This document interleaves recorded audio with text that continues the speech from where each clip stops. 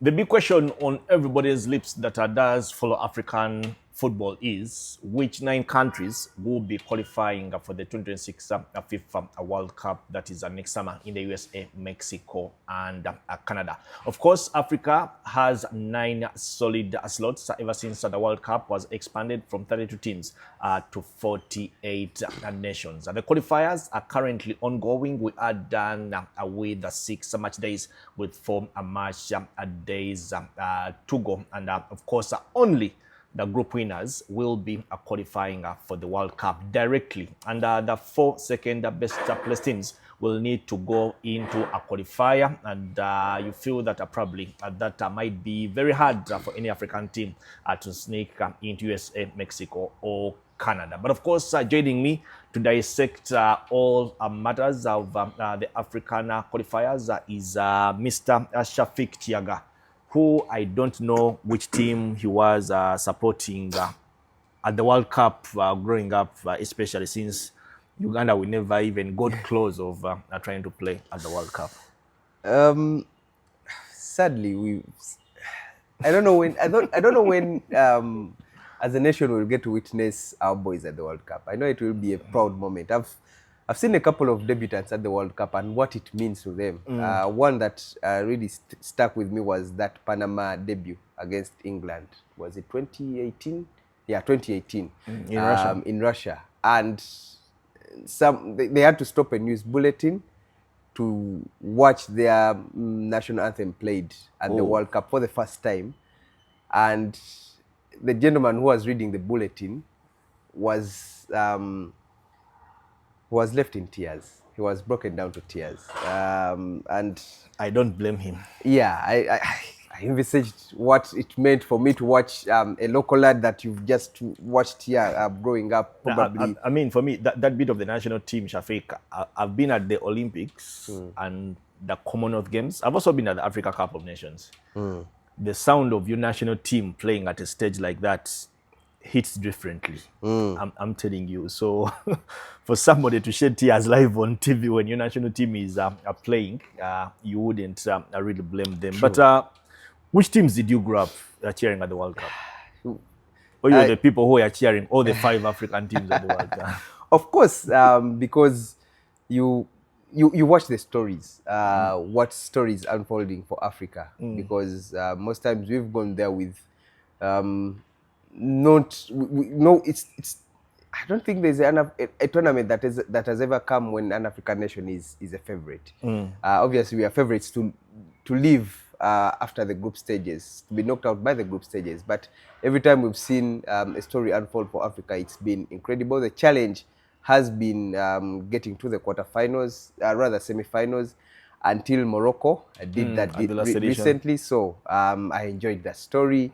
I enjoyed 2010 South Africa. It was Ghana, a Samoa Gyan inspired story. Then there was that 2002 Senegal. Also, it's one that I enjoyed so much.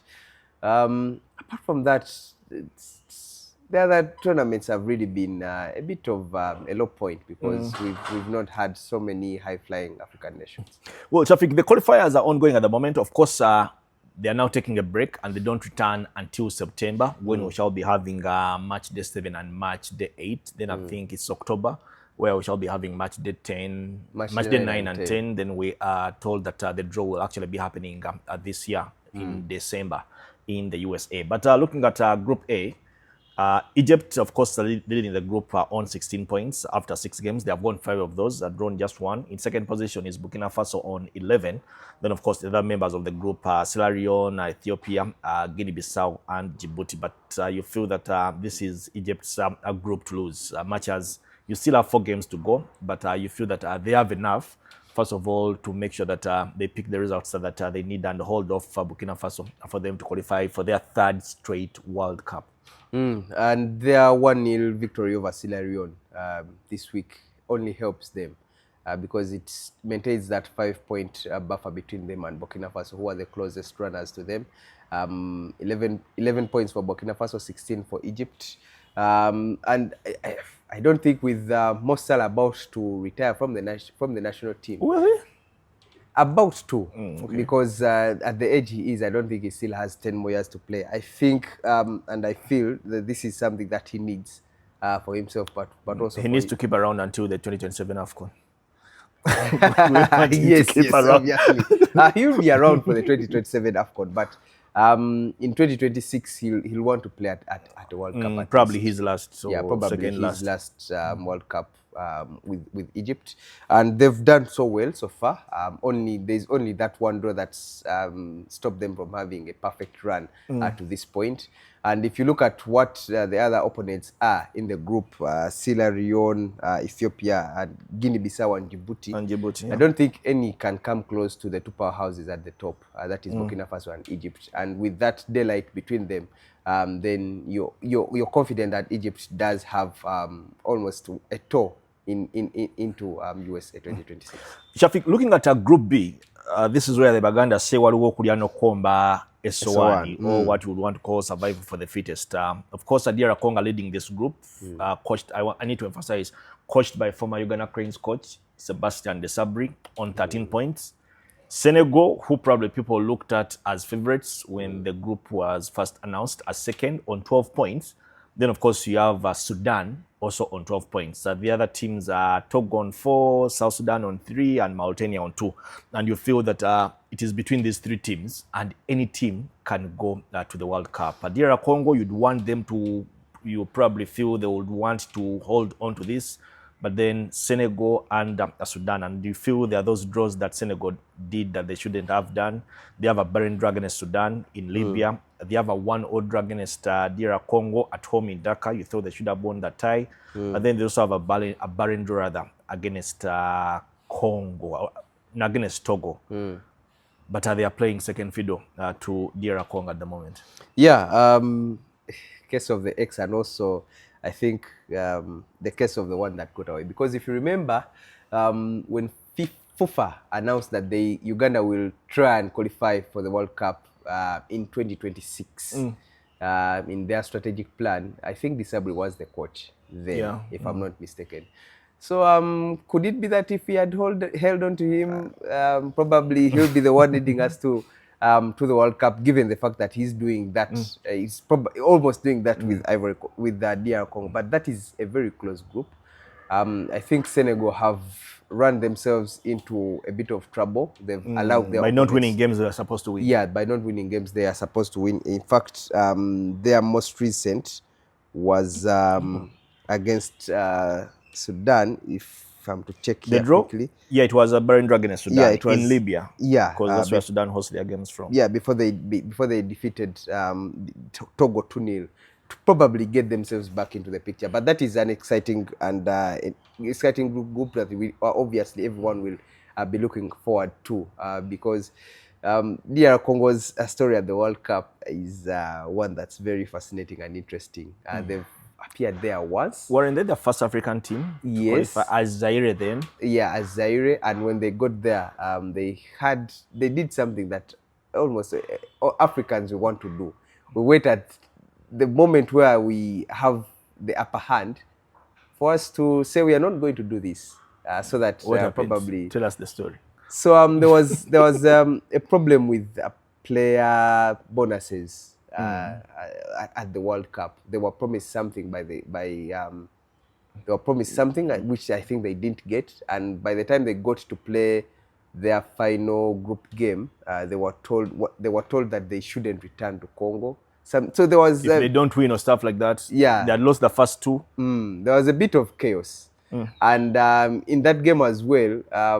So the referee lines up a wall. Was it against Paraguay?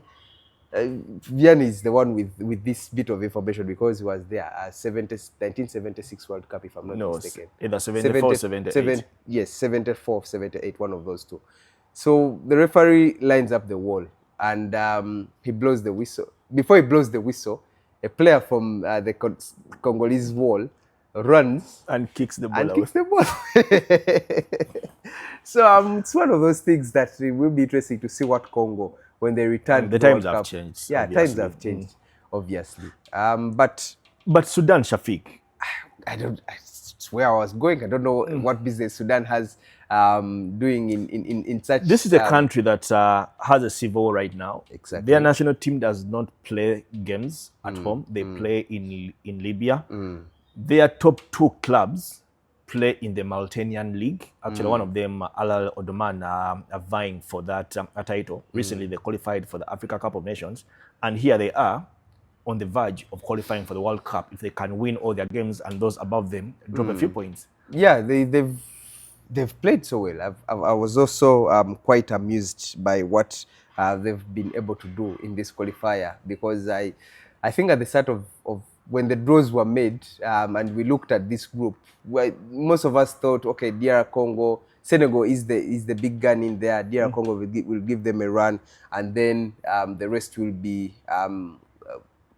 also goes. But Sudan has done very well. I think their only problem was that one will draw against their neighbors, South Sudan. But yeah, elsewhere, I think they've done quite well. They are actually, the only reason Sudan are probably in this position is because they have drawn their last 2 games. Of course, you talk about the Dragon and South Sudan. If they had won that fixture, they would be on 14 points. And on top of this group, there's also that barren draw still in Libya against Senegal. If just for some reason they had won that fixture too, then they'll be top of this group. But and it looked like they were going to they looked like they were going to win that game against South Sudan, because they scored so late, 70 something minute. It was after the 70th minute, I remember, in the highlights. And then late on in the game, South Sudan manages to score an equalizer to deny them, but obviously South Sudanese will have enjoyed that equalizer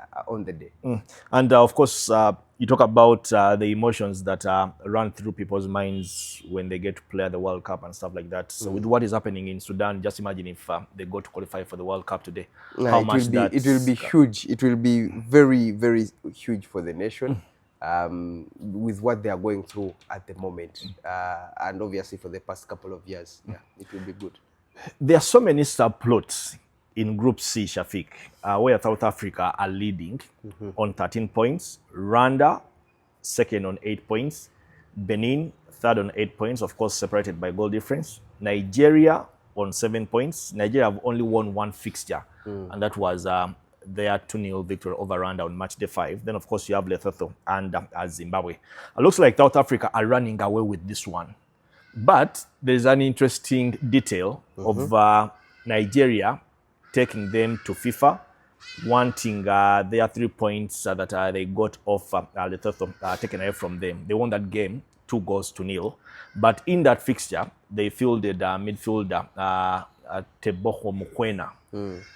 But he had 2 yellow cards. He picked up a yellow card in the game against Zimbabwe, the 3-1 victory. He picked up a yellow card in another fixture they played, should have been against Benin.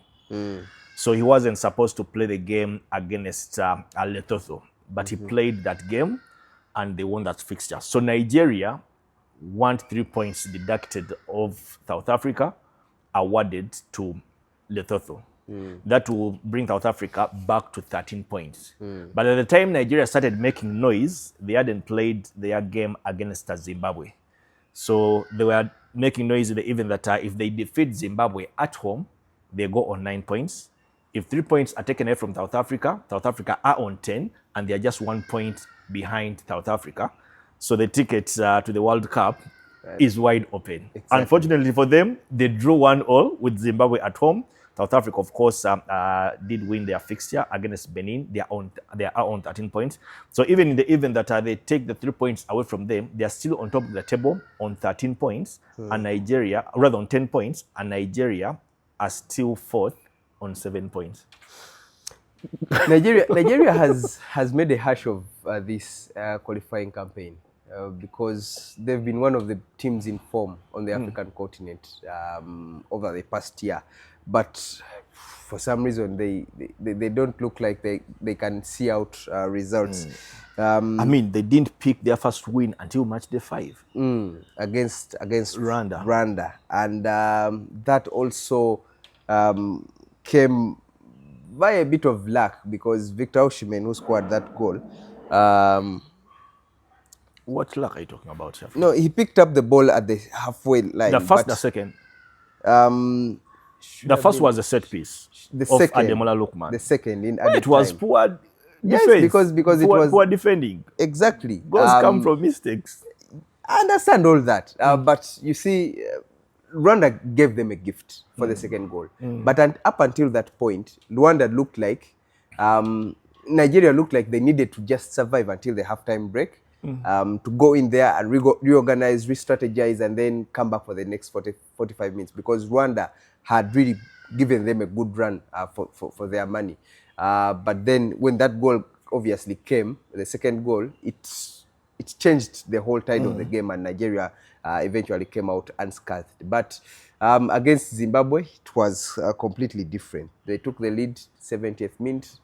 For some reason, still couldn't see out the game, because you see, when games are still close, especially in an African context, and this one, interestingly, was at home, you give your opponent that opportunity to come back. And we've seen this even with the Uganda Cranes when we played against Nigeria, in Nigeria, and they scored a goal, but then couldn't see out, close the victory, or put a bit of margin between them and us. They needed the referee to cancel our genuine goal. Exactly. For them to walk away with 3 points. It's things like this that are still, I don't understand how they're still a problem with Nigeria, but they need to turn around results, and they need it quickly. Thankfully for them, we are only halfway there.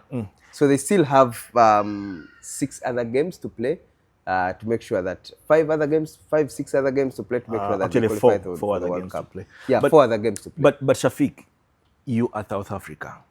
Like, how on earth do you field a player who is not supposed to play? To the extent that when they realized their mistake, they actually even didn't name him in the matchday squad against Benin, a game they won 2-0. But I mean, you're trying to play for a World Cup ticket. You've not been at the World Cup since 2002, and you are losing points in that manner because you fielded a player who wasn't supposed to play. There's no World Cup qualifier that doesn't come with its own bit of drama. And South Africa, by the way, recently has been in a bit more drama. Remember that qualifier against Senegal, where a referee eventually had to be banned, for a dubious decision. Then now this, obviously there's one that involved Egypt and Senegal for the 2022 World Cup, where the Egyptians used laser torches against Senegalese players, and then Senegalese gave it to them back in full measure during the penalty kicks at the end of the game for Senegal to eventually qualify. So this is another bit of drama that we are going to witness. I don't know how. Hopefully it doesn't involve CMS and the whole shenanigans we had with KCCA down here in Uganda. But no, this one is point blank. I think they're losing the points. They already know they're losing the points. And their coach, Hugo Bruce, has retaliated by saying that Nigeria will help us qualify for the World Cup by beating all the other teams in the group. Remember, Nigeria has to travel to South Africa. So that will be the big match that South Africa has to see out. But it will be interesting when it rolls around. Then, of course, looking at a Group D, which is also a little bit interestingly funny. A group that Cameroon were supposed to boss. You have Cape Verde leading it on 13 points. Cameroon, of course, in second position, closely following them on 12 points. And then you have Libya on 8, Angola on 7, Mauritius on 5, then Eswatini on 2. But you're wondering how Cape Verde are in this position that on any other given day, you thought Cameroon should be. And I think the trouble for Cameroon is that 1-1 draw. There's a barren draw against Eswatini in South Africa. Yes, but there's also that 1-1 draw against Angola in Luanda. Not Angola. There's another against draw. Libya in against Tripoli. Libya, yes, exactly. Because that is on any other day with where Libya has been as a nation and as a national team.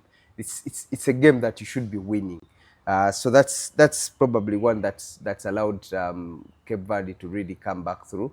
But it's still a long journey. But it's also still close. Thankfully, they rectified the wrongs with that 3-1 victory over Libya in their most recent game. So by the time they get to play Eswatini, there shouldn't be any mistakes for Cameroon, but also credit to Cape Verde.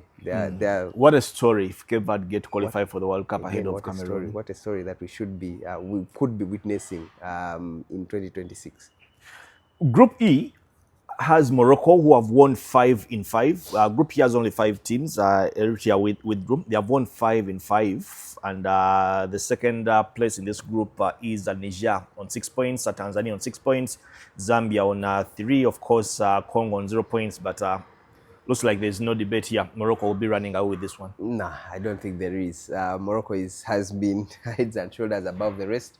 They reminded the whole continent why they reached the semi-finals of the previous World Cup, and they really want to go back there and see what they can do again in terms of probably becoming the first African country to win the World Cup. Probably. Shafiq. Group F has African champions, Ivory Coast. They have won 5 of the 6 games they have played. They have scored a total of 14 goals. They are yet to concede a goal on 16 points. But of course, Gabon is closely following matters. They're in second position on 15 points. You have Burundi on 10 points, Kenya on 6 points, Gambia on 4 points, and Seychelles on 0 points. But if Ivory Coast has to qualify for the World Cup, looks like Gabon won't make it easy for them. But also because Gabon feel this is a realistic opportunity for them to actually win their remaining 4 games, which will involve playing against Ivory Coast and try to qualify for the World Cup. That will be, I'll call it the tiebreaker, the game between Ivory Coast and Gabon at the moment. But could Burundi sneak somewhere in and become the first East African nation to play at the World Cup?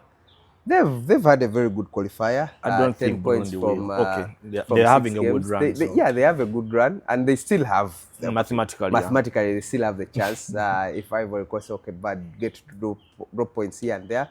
But I think the one that we are looking forward to is when Ivory Coast gets to play Gabon. That will be the crucial game for me, which I think will decide this game. Well, Group G, Algeria, 15 points rather, Mozambique, 12 points, Botswana, Uganda, 9 points, Guinea, 7 points, Somalia, 1 point. You feel it is between Mozambique and Algeria, but you feel at the end of the day, for me, it will be Algeria out of this group. Yeah, with Algeria defeating Mozambique 5-0, I mean, they've given themselves the biggest opportunity because Mozambique was toe with them coming into match day 5. So they've given themselves the opportunity. I think one thing that we need to notice from that is that Somalia has now been eliminated. They can't qualify for the World Cup. So that not that they were going to in the first place. Yeah, but yeah. Though when you watch them play, you feel it is a country that in the near future will be very hard for opponents to play against. They've always been like that. I mean, in the Sekafa tournaments, we've seen them come and play their opponents off the park, but still get beaten. What has changed with the World Cup and the AFCON qualifiers that they have these different players around the world that they have brought together to form a national team. And unlike the ones who play in the Sekafa and all that, these players are probably growing up in better settings and better facilities, which enables them to be able to deliver. So probably kept together for a couple of more years, you feel. And that is a region that is naturally talented. Without a doubt. They do have a lot of the Horn talent. of Africa. Yeah, the Horn of Africa. They do have a lot of talent. But they still remain undeveloped in terms of football. Well, we know the reasons why. Yeah, we know the reasons why. But it's a good thing for them.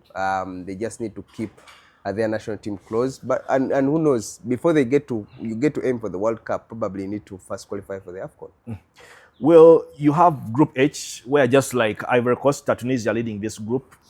5 in 6, they are yet to concede a goal. Tunisia and Ivory Coast are the only countries yet to concede a goal. Of course, on 16 points, Namibia on 12 points, Liberia on 10 points, Equatorial Guinea on 7, Malawi on 6, and then Sao Tome and Principe are yet to pick a point. But you feel also it will take something special to stop Tunisia from qualifying for the World Cup. Yeah, indeed. It will take a good effort from Namibia to stop Tunisia from qualifying for the World Cup, because those 4 points it's a huge gap between them, and I know they still have to play against each other, so the gap could open up, but or they could utilize that opportunity to close the gap to what, 1 point by then. But Tunisia have been very impressive. I remember, was it before the draws for the AFCON groups 2025, where I said I wish Uganda Cranes gets to play against Tunisia. Yeah, when we were predicting the draw for the AFCON. Yeah, I think I get to take back my my wish.